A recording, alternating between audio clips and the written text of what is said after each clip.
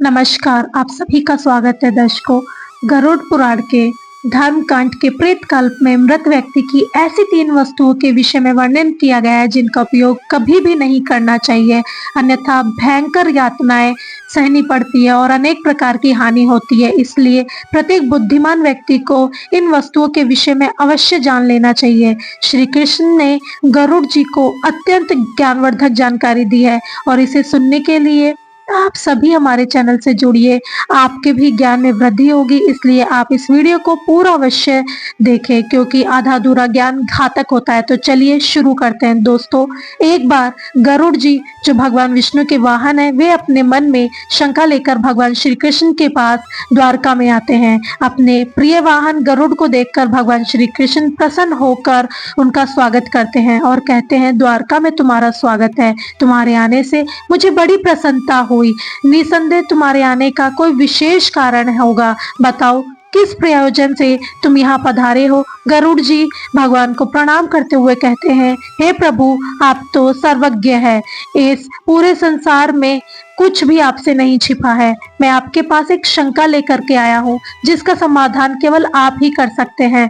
भगवान श्री कृष्ण हंसते हुए कहते हैं, पक्षीराज, तुम्हारी जो भी शंका है निसंकोच कहो, पूछ लो। तुम्हारी हर शंका और समस्या का समाधान करना मेरा कर्तव्य है। गरुड़ जी गंभीर स्वर में कहते हैं, प्रभु, मेरा यह प्रश्न है कि जब भी कोई जीव मृत्यु को प्राप्त होता है तब वह अपने साथ क्या क्या चीजें लेकर जाता है और मृत्यु के बाद उस प्राणी से जुड़ी कौन सी वस्तुओं का हमें उपयोग नहीं करना चाहिए।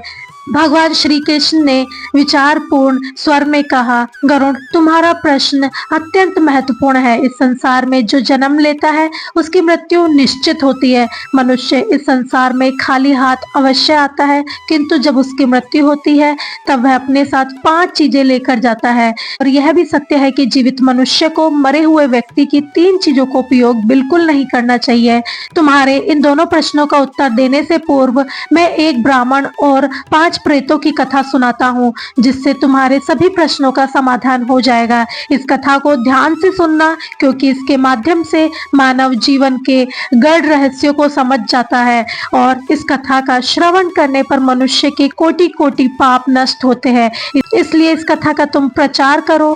गरुड़ जी ने श्रद्धा से कहा, हे प्रभु, मैं ध्यान पूर्वक आपकी कथा सुनने के लिए तैयार हूँ। कृपया मुझे वह पवित्र कथा सुनाएं। फिर भगवान श्री कृष्ण ने गरुड़ जी को वह कथा सुनानी शुरू की। गरुड़, एक समय की बात है, मध्य प्रदेश में देव शर्मा नामक एक गरीब ब्राह्मण रहता था। वह अत्यंत गुणवान और शास्त्रों में पारंगत था। उसने वेद और शास्त्रों का बड़ी गहराई से अध्ययन किया हुआ था, किंतु वह अपने ज्ञान का कभी भी दुरुपयोग नहीं करता था।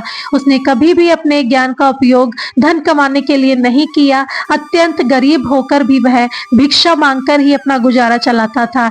एक दिन वह ब्राह्मण वन में तपस्या करने के लिए जाने का विचार करता है। वह ईश्वर का ध्यान करने के उद्देश्य से वन में विचरण करने लगा। ब्राह्मण जिस वन में प्रवेश करता है उसका नाम विपिन वन था। वह वन अत्यंत भयानक और डरावना था जिसके बारे में दूर दूर तक लोग चर्चा किया करते थे। इस वन में प्रवेश करने की हिम्मत बहुत कम लोग कर पाते थे क्योंकि वहां का वातावरण भय से भरपूर था। विपिन वन में ऊंचे ऊंचे पेड़ थे जिनकी शाखाएं इतनी घनी थी कि सूर्य की किरणें भी नीचे तक नहीं पहुंच पाती थी। इनमें से कुछ पेड़ प्राचीन काल से ही खड़े थे, जैसे महावृक्ष जिनकी विशाल जड़ें जमीन से बाहर निकलकर हर दिशा में फैली हुई थी। वहां पर वट वृक्ष जैसे वृक्षों की भरमार थी और जो अपने नीचे किसी को भी दबा सकते थे। इस भयंकर वन में मांड और शमी जैसे पेड़ भी थे जिनके पास से गुजरते हुए लोगों के रोंगटे खड़े हो जाते थे। इन वृक्षों की शाखाएं मुड़ी तुड़ और विकृत थी और उन पर अक्सर अजीब से जीव लटके रहते थे। वहां उगने वाले पौधे भी डरावने थे, विषकांभा साधारण नहीं थे। यहाँ काले पंखों वाले उल्लू भी दिन में विचरण करते थे जिनकी भयानक आवाजें हवा में गूंजती थी। जंगली भेड़िए अपने शिकार की तलाश में हमेशा घूमते रहते थे और उनकी आंखें अंधकार में चमकती। काले धब्बे वाले तेंदुए और हिंसक भालू भी यहाँ आम बात थी। पक्षियों में शकुनी नामक गिद्ध और काली मैना पेड़ों पर दूर से आते हुए लोगों को आतंकित करते थे। विपिन वन का सारा वातावरण वातावरण ही अत्यंत रहस्यमय और डरावना था, जहाँ पर हर कदम कदम पर मृत्यु का भय मंडराता रहता था। और चलते चलते वह एक अत्यंत प्राचीन वृक्ष के पास पहुंच जाता है। वह देखता है कि उस वृक्ष के नीचे 5 पिशाच खड़े हुए थे। वे सभी पिशाच उसे जंगल से गुजरने वाले मनुष्यों का भक्षण करते थे। कोई भी मनुष्य उस मार्ग से जाता तो वह उसे पकड़कर खा लिया करते थे। पिशाच होने के कारण उनके अंदर धर्म का कोई अंश नहीं था। वे अत्यंत पापी और दुराचारी थे। वे किसी पर भी दया नहीं करते थे। जब वह ब्राह्मण उस वृक्ष के पास आता है तो वे पिशाच एक दूसरे से कहने लगते हैं, अरे वाह, देखो भाई, हमारे लिए आज ताजा ताजा भोजन आ रहा है। सबसे पहले मैं ही इस ब्राह्मण को खाऊंगा। इसका मांस तो कितना स्वादिष्ट होगा। यह ब्राह्मण केवल सात्विक भोजन ग्रहण करता होगा, इसलिए इसके शरीर में किसी भी प्रकार के रोग नहीं होंगे और कीड़े और कृमि भी नहीं होंगी। इसका मांस खाने में बड़ा आनंद आएगा। आहा आहा। दूसरा पिशाच कहता है, इस ब्राह्मण का भक्षण तो मैं ही करूंगा। आज कई दिनों के पश्चात शिकार हाथ लगा है। इस प्रकार से वे पिशाच उस ब्राह्मण को खाने के लिए आगे आते हैं। लेकिन जब वह ब्राह्मण उन पिशाच को देखता है तो वह बिल्कुल भी भयभीत नहीं होता है। वह ब्राह्मण भगवान विष्णु का परम भक्त था और वह हर समय हरि का नाम जपता रहता था, इसलिए उसे किसी भी प्रकार से कोई भय नहीं लगता था। उन पिशाच को देखकर भी ब्राह्मण भयभीत नहीं हुआ और उन पिशाच की ओर देखते हुए उन्हें प्रणाम करने लगता है और कहता है, हे पिशाच, तुम्हें नमस्कार है। उस ब्राह्मण का ऐसा विचित्र व्यवहार देखकर पिशाच हैरान हो जाते हैं। विष्णु भक्त ब्राह्मण के सनिष्ठ से उनके अंदर से सा का भाव नष्ट हो जाता है। वे आश्चर्यचकित होकर उस ब्राह्मण की ओर देखते हैं और उस ब्राह्मण से कहने लगते हैं, हे महात्मा, आप कौन हैं और इस वन में अकेले क्यों भटक रहे हैं? हम पिशाच को देखकर भी आप जरा सा भी नहीं घबराए। बड़े बड़े शूरवीर योद्धा भी हम पिशाच को देखकर थर थर कांपने लगते हैं। हमें देखकर लोग डर के मारे भागने लगते हैं, किंतु आपके मन में किसी प्रकार का कोई भय नहीं दिखाई पड़ रहा है। आपके सानिध्य में आने पर हमारी भूख भी समाप्त हो चुकी है। हम तो आपको भोजन समझकर प्रसन्न हो रहे थे और आपको खाने वाले थे। फिर वह ब्राह्मण कहता है, हे पिशाच, मुझे आपसे बिल्कुल भय नहीं लग रहा है, क्योंकि मैं जानता हूँ भगवान हमेशा मेरे साथ है और उनकी इच्छा के बिना तो एक पेड़ का पत्ता तक नहीं हिलता। यदि मेरी मृत्यु आप पिशाच के द्वारा ही होनी है तो मुझे यह भी स्वीकार है। प्रभु ने मेरे भाग्य में जो भी लिख दिया है मुझे वह मंजूर है। यदि मुझे खाने से आपकी तृप्ति होती है तो इसे मेरा सौभाग्य मैं समझूंगा। इस संसार के प्रत्येक प्राणी को सुख प्रदान करना, उनकी तृप्ति करना ही प्रत्येक मनुष्य का कर्तव्य है। पिशाच भी ईश्वर द्वारा ही बनाए हुए हैं, इसलिए मैं आपकी निंदा भला कैसे कर सकता हूँ? ब्राह्मण के ऐसे वचन सुनकर वे सभी पिशाच आश्चर्यचकित हो जाते हैं और उस ब्राह्मण से कहते हैं, हे ब्राह्मण देवता, आपके वचन अत्यंत सुंदर है, जिन्हें सुनकर हमारी तृप्ति हुई है। हम आपका भक्षण नहीं करेंगे। कृपया आप हमें बताइए कि आप कौन है और किस कारण आप इस वन में भटक रहे हैं? वह ब्राह्मण कहता है, हे पिशाच, मेरा नाम देव शर्मा है। मैं प्रभु की भक्ति करने के लिए इस वन में उचित स्थान खोज रहा हूँ, किंतु आपको देखकर लगता है कि आप बहुत कष्ट में हैं। मुझे बताइए कि किस कारण आपको पिशाच बनना पड़ा। यदि मैं आपकी कोई सहायता कर सकता हूँ तो आप अवश्य कहें। मैं अपने सामर्थ्य के अनुसार आपकी जो भी हो सके मदद मैं वह अवश्य करूंगा। ब्राह्मण की बातें सुनकर सभी पिशाच सुन्न हो जाते हैं और कहने लगते हैं, द्विज श्रेष्ठ, आपको बार बार प्रणाम है। हम सभी पिशाच हमारे पाप कर्मों के कारण ही बने हैं। हमने हमारे पितरों का अपमान किया है, इसी कारण से हमें यह पिशाच योनि प्राप्त हुई है। ना जाने कब हमें इस पिशाच योनि से छुटकारा मिलेगा। हमने मनुष्य रहते हुए भी बहुत पाप किए थे और पिशाच बनकर तो हमने अगिनत पाप किए हैं। कितने ही निर्दोष मनुष्यों और प्राणियों को हमने मारकर खाया है। इसलिए हमें ऐसा लगता है कि हमें कभी पिशाच योनि से मुक्ति नहीं मिलेगी। फिर ब्राह्मण कहता है, हे पिशाच, मैं आपकी व्यथा को समझता हूँ। कृपया आप मुझे बताइए कि मैं किस प्रकार आपको मुक्ति दिला सकता हूँ। मैं मध्य प्रदेश में रहने वाला देव शर्मा ब्राह्मण हूँ। मैंने अनेक तप व्रत और उपवास किए हैं, इसलिए आपकी मुक्ति के लिए यदि कोई व्रत उपवास हो तो मुझे बतलाइए, मैं वह अवश्य करने में प्रयास करूंगा। ब्राह्मण की बात सुनकर उस पिशाच को समझ आता है कि यह ब्राह्मण तो उनका ही पुत्र है। वे पिशाच उस ब्राह्मण के दादा परदादा है जो पाप करने के कारण पिशाच बने हुए हैं। श्री कृष्ण कहते हैं, हे गरुड़, इस प्रकार उन पिशाच को ज्ञात हो जाता है कि वह ब्राह्मण उनका ही वंशज है और फिर वे सभी पिशाच अपने अपने पापों के कर्मों के विषय में बताने लगते हैं। पहला पिशाच, जिसका नाम ऊची था, वह आगे बढ़ा। उसका शरीर मांस और खून से सना हुआ था और उसकी आंखों में अधर्म की अग्नि जल रही थी। उसने कांपते हुए ब्राह्मण से कहा, मेरा नाम ऊची इसलिए पड़ा क्योंकि मैं दूसरों का बचा हुआ झूठन खाया करता था। मैं पिछले जन्म में बृहस्पति था और तुम्हारा 5 पीढ़ी पहले पूर्वज था। एक समय मैं बहुत विद्वान और आदरणीय ब्राह्मण था। मैंने यज्ञ और अनुष्ठान किए, लेकिन धीरे धीरे मेरी लालसा बढ़ गई और मुझे लोगों द्वारा छोड़ा हुआ भोजन खाने की आदत पड़ गई। दूसरों के झूठे भोजन में मुझे स्वाद आने लगा। मैंने यह जानने के बावजूद कि यह अधर्म है, झूठे भोजन का आदान प्रदान शुरू कर दिया। एक दिन जब मैंने एक पवित्र यज्ञ के बाद बचा हुआ ऊंची भोजन खा लिया, उसी भोजन से मेरे शरीर में विष निर्माण हुआ और उसी क्षण मेरी मृत्यु हो गई। अब मैं पिशाच बनकर ऊंची भोजन करता हूँ और यही मेरा श्राप है। दूसरा पिशाच, जिसका नाम नग्न अंग था, वह आगे आया और उसका पूरा शरीर नग्न था और उसकी हड्डियां दिख रही थी और उसने ब्राह्मण की ओर देखकर कहा, मेरा नाम नग्न अंग है, इसलिए यह इसलिए पड़ा क्योंकि मैं हमेशा निवस्त्र रहकर स्नान करता था।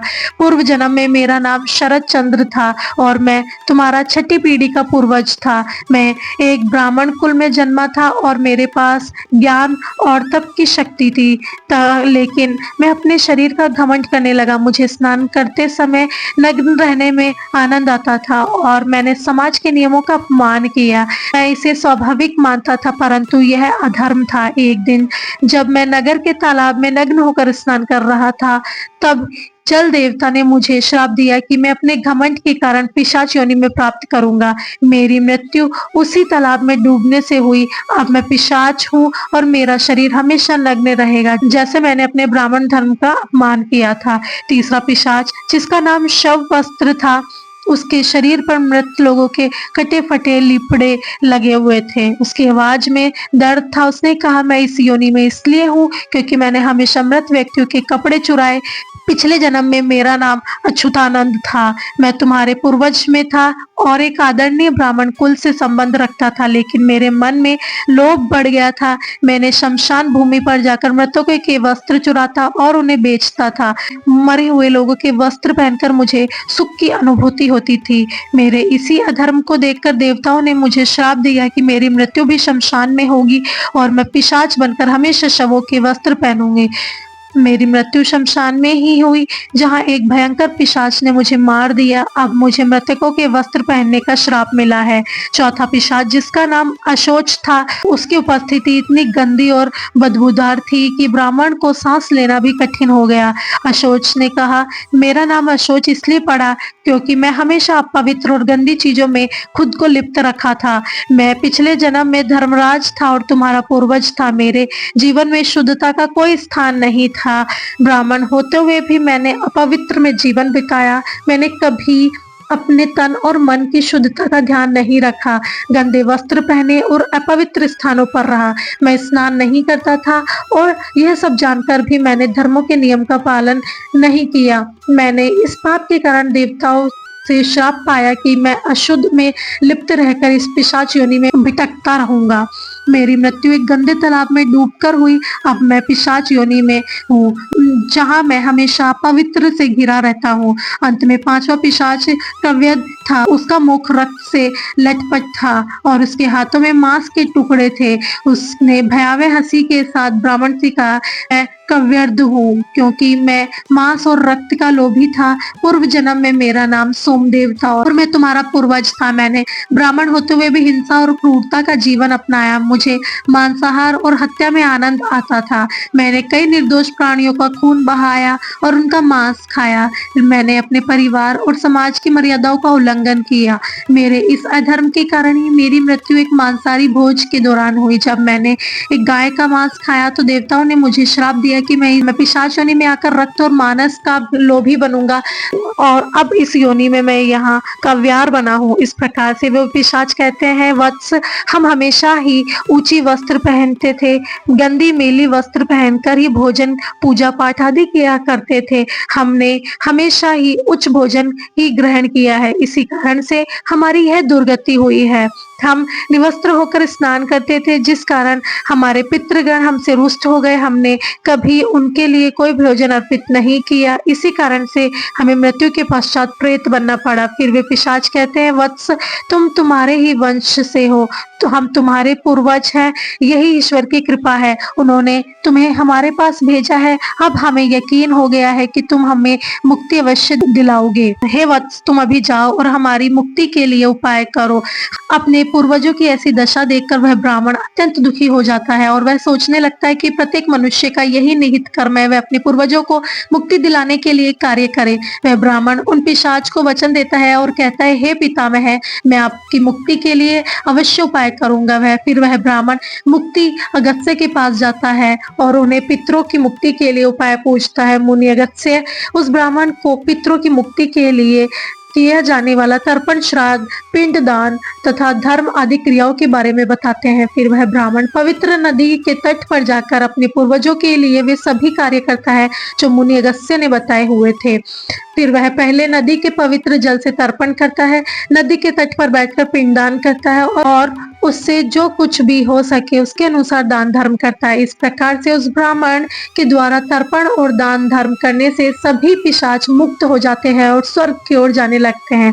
फिर श्री कृष्ण गरुड़ से कहते हैं, गरुड़, इसलिए मनुष्य को कभी भी उचित वस्त्र नहीं पहनने चाहिए, अर्थात गंदे और मैले वस्त्र नहीं पहनने चाहिए, कभी उचित भोजन नहीं करना चाहिए, अर्थात दूसरों का झूठा और जमीन पर पड़ा हुआ नहीं खाना चाहिए, दूसरों के द्वारा लांघा हुआ भोजन तथा पितरों को अर्पण किए बिना भोजन नहीं करना चाहिए। गरुड़, अब मैं तुम्हें मृत व्यक्ति की उन वस्तुओं के विषय में बताता हूँ जिनका उपयोग जीवित मनुष्य को कभी नहीं करना चाहिए, इसलिए तुम ध्यान से सुनो। हे गरुड़, मनुष्य का इस संसार में जन्म लेकर कई भौतिक सुखों के मोह से पड़ जाता है।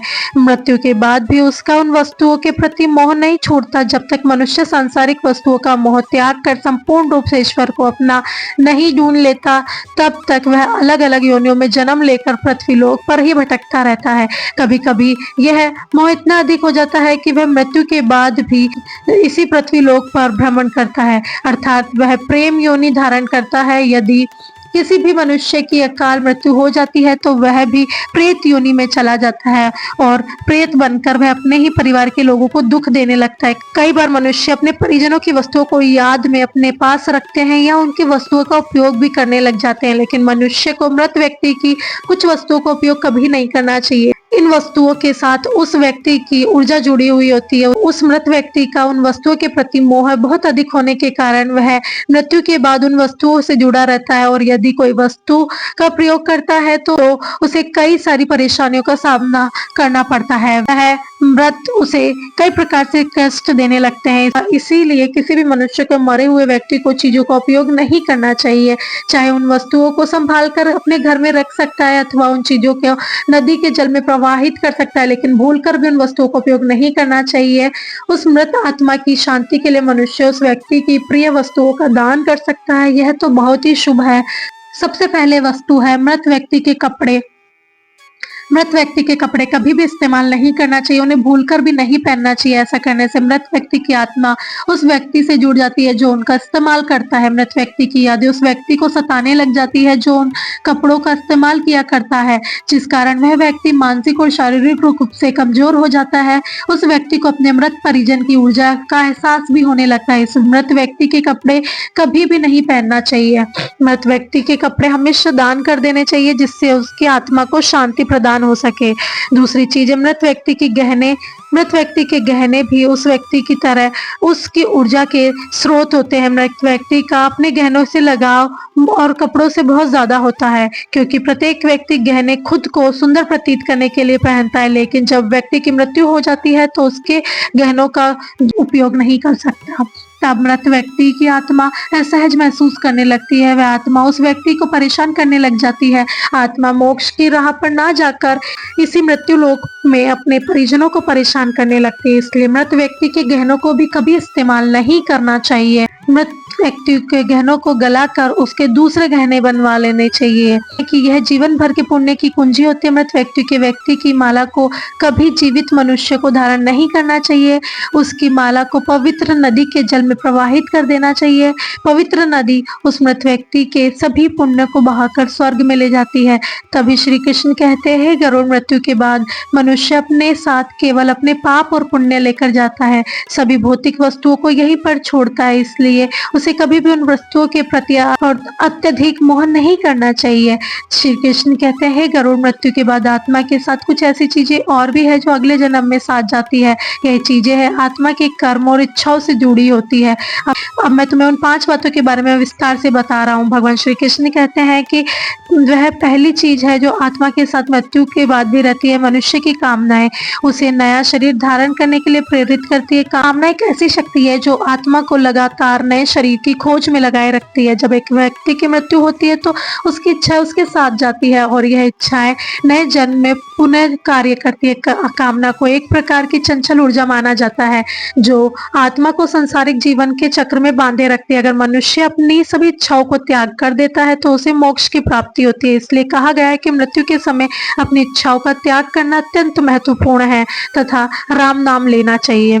जो मृत्यु के समय अपनी इच्छाओं का त्याग नहीं कर पाते उन्हें पुनः जन्म लेना पड़ता है, और क्योंकि कामनाएं उनके अगले जीवन के लिए प्रेरित करती है। श्री कृष्ण कहते हैं, वासना कामना एक ही उन्नत रूप है। वासना वह है जो मनुष्य को इंद्रियों के सुख और भोग की ओर आकर्षित करती है।